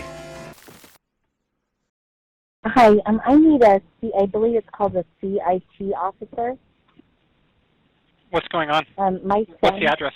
My South. And verify that for me one more time, just to make sure I have it correct. Yes. Like, I'm just, this has been happening. He had a high-speed chase with the police last week. And it's every night we have to call. My son's out of, he needs to go to the hospital. And the psychiatrist told me that if he got out of hand, he does it every night. And normally I just try to de-escalate it, but tonight I had to work late, and I just was driving back to Ogden. Golda Barton. And what is he doing right now? So he's just scream because I was cleaning I clean houses. So I was inside the client's house. My phone was charging in my car, and I didn't answer the phone when he called. And so he's just like, "You didn't answer the phone." And he's like, "I'm gonna break every window in your house. I'm gonna shoot your freaking." Because I've got my worker, like I've got my workers. They had to work late tonight, so I told them they could stay over because, like, literally, we're just And getting who home. did he threaten to shoot? Well, one of my workers, and he. Does he have access to a gun? No, not that I believe. Well, I don't know, honestly, because I don't believe so. But like I've told the officers in the past, he is. What's his name? He had a shootout with the police in Lyon County, and they did nothing. Nobody does anything. And he's sick. He needs to go to the hospital. Okay. What is his name? Because Lyndon Cameron. What's his date of birth? He's 14 years old, is that correct? He's turning 14. All right. He's been in a high-speed chase with the officers, and he's been in a shootout with the officers. You don't know if he has any guns now, though? I don't believe he does, but he does. I do know that he showed my worker. Like, I just found out. They just told me today that yesterday he showed my worker it was like either a prop gun or it wasn't like it was either like a BB gun or a pellet gun it was some type of a gun, and I just barely found out that he showed him that, but it wasn't like a real a big weapon, but he did show him that. And I know his brother, he had told me that he had his gun secured, but I'm guessing Lyndon got into it. I haven't even gotten home to deal with that. I just barely okay, so on the previous incident, and you said Lyons, Utah? Lyon County. And the Lyon County Sheriff's Department, they shot my dad and killed him in his front yard this year. And so my son has severe, he does not like cops at all. And so that's why we need a mental health worker. It's super important because I really, he's sick. And we can't call the most team because his insurance doesn't cover uni. They only cover primary children, and we need to get into primary children. And with how he acts, there's no way I can get him there myself. Mm-hmm. You know, I mean, I don't want to go home and have him freak out. And we just got new renters in my upstairs, and anyway, I feel that. Are you there at the house right now? I'm just down the street from my house because I know as soon as I go in there, I don't know what he's going to do. What he's so color mad. type of vehicle are you in? I'm in a white Ford C-Max 2013. And what direction are you from the house? I am it would be west, of the house on the same street. I'm on 500 South and about 13th West.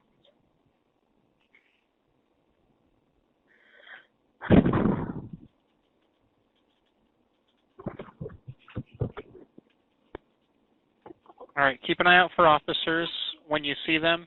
Okay. Just wave to them and try and get their attention. I just feel this can't continue every night. You know what I'm saying? The kid who locked me out of my place. You said you've called us every night?